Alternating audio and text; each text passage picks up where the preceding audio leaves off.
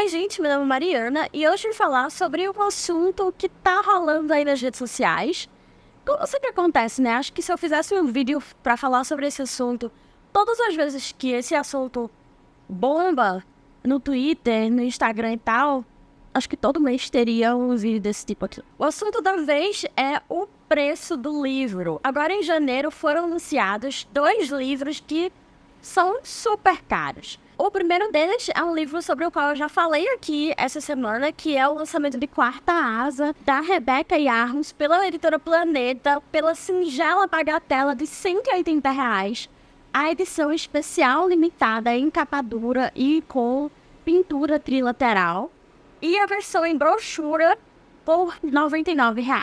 Outro livro que foi anunciado agora em janeiro, mas que vai ser lançado em março, pela Darkside, é o Casa de Folhas, do autor Mark Danielewski.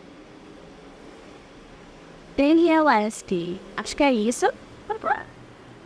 E aí, esse livro que é Limited Edition Full Color, com brinde exclusivo, que vem 3 cards, e o marcador, ele está saindo com desconto de pré-venda por R$ 236,68 no site oficial da Darkside. Ele não está disponível ainda na Amazon. E ele vai ser lançado, acho que eu disse isso, né? Em março, tá em pré-venda. O preço de capa dele tá como R$ 295,85, quase R$ 300 no livro. Tá, ele não é capa dura, mas ele é todo colorido. Esse livro ele tem um quê a mais, eu vou falar sobre ele daqui a pouco. E aí que essa discussão sobre o preço do livro leva a 2 vertentes que elas meio que se convergem, né? São 2 assuntos que na verdade é apenas um, que é o acesso à literatura. Muita gente diz que o acesso à literatura fica prejudicado ainda mais por causa dos preços dos livros, né? Porque a literatura é elitista, e o preço do livro está absurdo, e isso faz com que o acesso aos livros seja ainda menor. E sim, não tiro uma parte desse argumento, sabe? Não tiro a razão desse argumento em parte, porque assim, sim, o preço do livro está absurdo. Sim, uma boa parte de pessoas não vai conseguir comprar vários livros no seu lançamento justamente por causa do preço deles, né? Porque assim, uma pessoa que ganha um salário mínimo gastar mais de 10% dele em um livro, não dá, né? E aí o outro assunto já que o preço do livro está esse absurdo, então vamos piratear o livro. E assim, gente, eu tô fazendo esse vídeo assim, sem roteiro, meio que na louca, só pensando nas coisas que eu queria falar nesse exato vídeo, nesse exato momento, mas assim, eu poderia fazer um roteiro de talvez 5 páginas só falando de livros piratas, sabe? E aí eu acho que esses 2 assuntos, né, tanto o caso da pirataria de livros quanto o caso do elitismo da literatura, estão concatenados, estão linkados, relacionados e são convergentes porque, assim, pra mim, uma boa parte das pessoas que entende que pode piratear livros porque eles são caros e ela não consegue pagar por esses livros, porque todo mundo sabe que o preço do livro é feito de uma forma aleatória, não se leva em conta as pessoas que trabalham nos livros, e todo mundo sabe que autores e pessoas que trabalham com livros são ricos. Então, assim, eles não vão se sentir prejudicados por eu estar pirateando um livro que é lançamento que eu quero muito ler, sabe? Eu acho que já tem 1 ou 2 vídeos aqui falando sobre produção do livro, sobre a cadeia literária, né? Muita gente ainda precisa aprender sobre como se faz um livro, porque as pessoas acham que das duas uma, ou não trabalha ninguém no livro, e aí o livro sai pronto, direto assim da mão do autor para a gráfica e ninguém paga a gráfica, ou então que muita gente trabalha assim no livro, ótimo, são maravilhosas essas funções, mas elas não precisam de mais dinheiro porque elas já são ricas, então assim, não passam nenhuma necessidade. estão muito bem com seus trabalhos. E nenhuma dessas duas coisas é verdade, né? O preço de publicação de um livro é muito caro. E as pessoas que trabalham no livro, que são várias, também precisam se alimentar e comprar coisas básicas, essenciais. Falando dos dois livros, dos dois lançamentos que estão com esses preços exorbitantes, eu acho que assim, eu acho que são casos diferentes, tá? Primeiro, o Quarta Asa, ele provavelmente está com esse preço porque é um livro que está hypado, né? A autora, se eu não me engano, ela teve toda uma equipe de marketing para falar para ela sobre o que escrever e para pegar os melhores tropos e para escrever de uma forma que agradasse muita gente. Eu não sei se isso aconteceu, na verdade, só no segundo livro ou se foi no primeiro também, nesse Quarta Asa. Mas a Rebecca Yarros, ela se preparou para essa publicação, sabe? Ela se preparou para o público-alvo dela. E parece que deu certo, né? Obviamente. E aí, o que acontece quando as editoras brasileiras publicam um livro muito hypado, estrangeiro? Elas precisam pagar, além de todo o processo editorial brasileiro, né? Elas também precisam pagar royalties e um adiantamento, né? Para o autor estrangeiro. Então, esse adiantamento é pago em dólar, né? A gente já sabe que isso já complica as coisas. A segunda coisa é que, quanto mais hypado, quanto mais conhecido, quanto mais famoso e popular o autor e o livro forem, mais caro será o adiantamento desse livro, né? Eu chuto que o adiantamento de Quarta Asa, da Rebecca Yarros, tenha chegado a quase R$1 milhão, tá?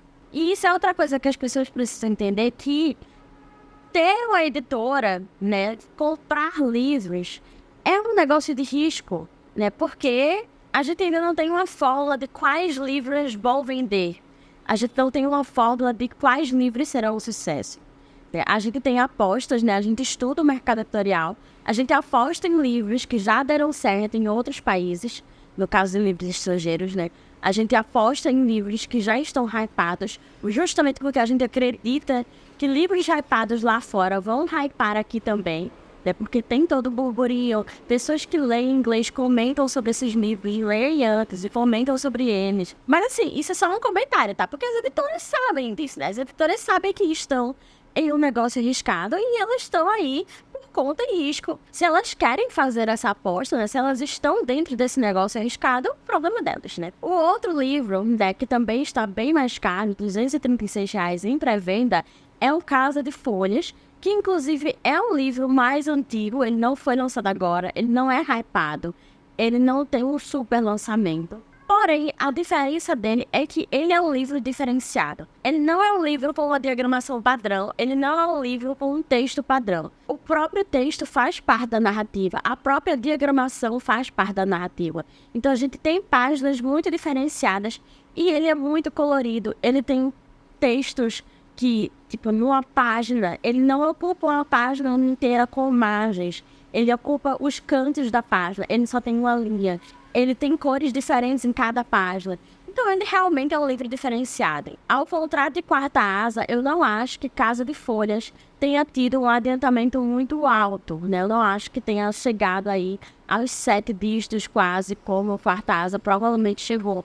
Ele não é um livro hypado, ele não é um livro de lançamento. Porém, ele é um livro com uma diagramação e um trabalho diferenciado. Então, eu fico muito curiosa para saber se o trabalho editorial, se os trabalhadores do editorial, da produção desse livro, realmente ganharam mais, ou se a editora só está colocando esse valor por causa, assim, do trabalho visual e não está repassando isso para quem realmente fez, sabe? Eu tenho essa dúvida, mas eu não ficaria surpresa se me dissessem que o diagramador, ou os diagramadores, eu não sei se foi mais de um, recebeu a mesma coisa que ele recebe todas as vezes por qualquer outro link, sabe? Mas, além dessas diferenças, né, entre dois livros muito caros, que pelo menos para mim são caros por motivos diferentes, né, a gente também tem uma outra vertente desse assunto, que é elitização da literatura. Porque a primeira coisa que vem à mente de várias pessoas é: nossa, o livro tá caro, é por isso que as pessoas não compram o livro. E sim, isso acontece em algum nível, né? Obviamente, muitas pessoas precisam priorizar outras coisas, né? Com o dinheiro que elas têm. Elas não podem simplesmente dizer, eu ganho um salário mínimo, então eu vou gastar tudo em livros, porque não é assim que a vida funciona dentro do capitalismo, né? Mas dizer que essa afirmação de os livros estão caros, por isso as pessoas não compram livros, está 100% correta, não é verdade também. Porque o fato de as pessoas brasileiras não comprarem livros não advém só do preço do livro, apesar de isso ser um componente importante nessa equação. Outra coisa que também se deve levar muito em conta e que muito provavelmente tem um peso maior nesse assunto, nessa decisão, é justamente a falta de prioridade, que não vem só da questão financeira, mas da questão cultural enraizada no Brasil. Eu trabalhei em um livro há uns 5 anos, talvez 6 anos.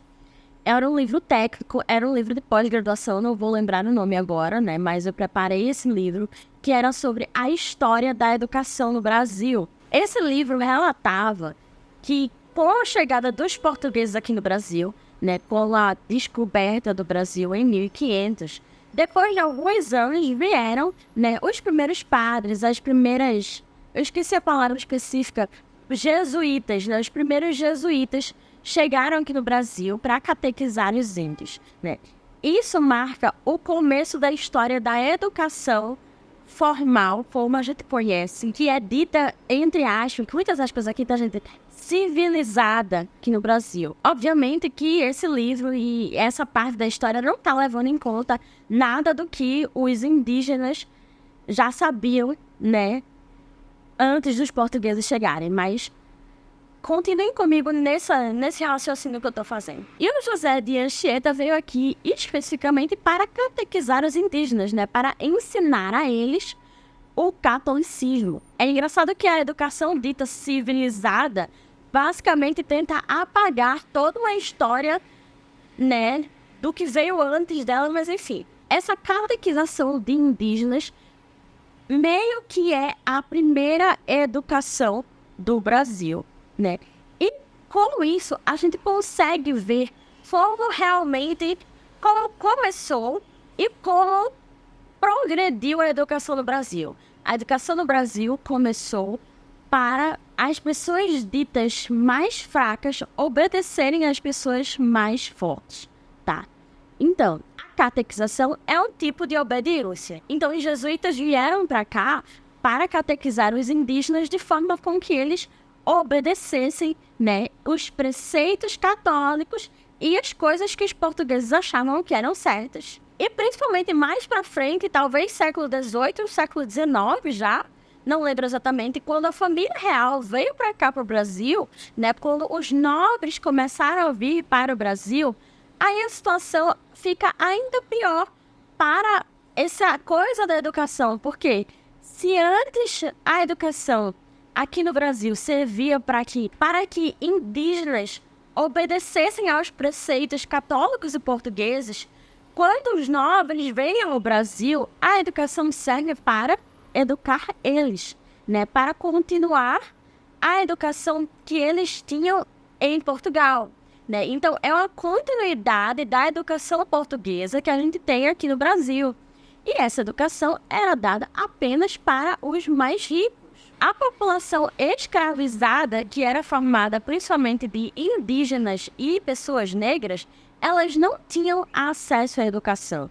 Elas não tinham amplo acesso à educação. Porque essas pessoas, desde o início, eram marginalizadas. Então você vê que essa coisa da educação elitista é uma coisa que veio lá do começo da colonização do Brasil pelos portugueses. Não é uma coisa que há 50 anos a educação se tornou elitista. Não, isso é uma coisa que nós fomos educados, nós como sociedade, nós como nação, fomos educados que as pessoas que vão receber educação são os mais ricos, são os mais nobres. As pessoas que estavam no poder e as pessoas que estão no poder atualmente continuam acreditando, continuam passando o ensinamento de que a educação é prioridade para os mais ricos. A educação é prioridade para quem pode pagar por ela. Isso é uma coisa estrutural. Isso é uma coisa estrutural e não está contida apenas na educação, né? A gente vê isso em toda a parte cultural das vidas das pessoas, né?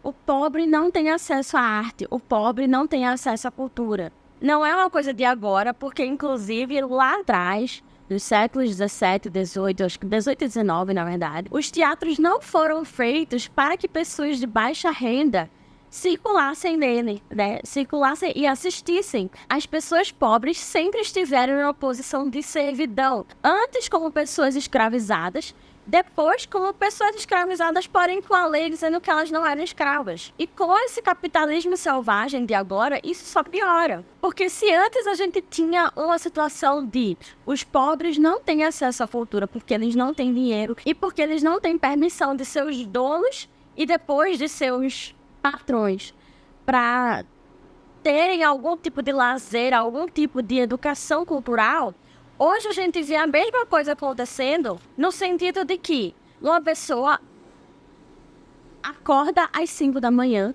presta no trabalho às 8, pega 2, 3 conduções, fica trabalhando até 6 horas da noite, pega mais 3 conduções para chegar em casa, chega em casa às 9, 10 da noite e ainda precisa arrumar a casa inteira, ainda precisa cuidar dos filhos, ainda precisa cuidar dos pais, ainda precisa cuidar das outras pessoas que estão em casa. Tudo isso para que no final do mês ela consiga ganhar um salário mínimo, tá? Que mal vai cobrir as despesas básicas, assim, de alimentação e sustento. E aí, como uma pessoa dessa vai dizer, nossa, eu vou guardar aqui R$100 para comprar um livro. Esses R$100 vai fazer muita falta para essa pessoa. Essa pessoa que ganha um salário mínimo, inclusive, está muito melhor do que várias outras que ganham menos de R$700. Então, assim, é uma questão de priorização de dinheiro? Sim, é.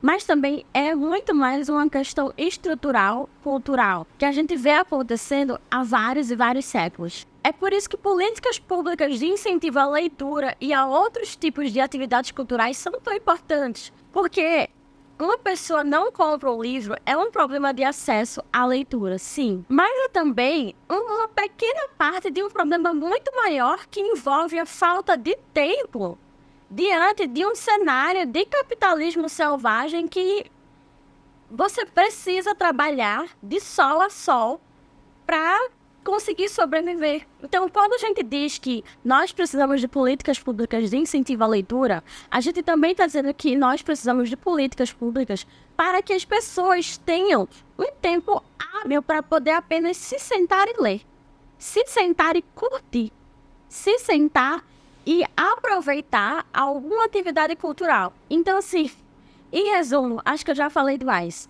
Diminuir o preço do livro ajudaria a aumentar o acesso à literatura? Sim, um pouco.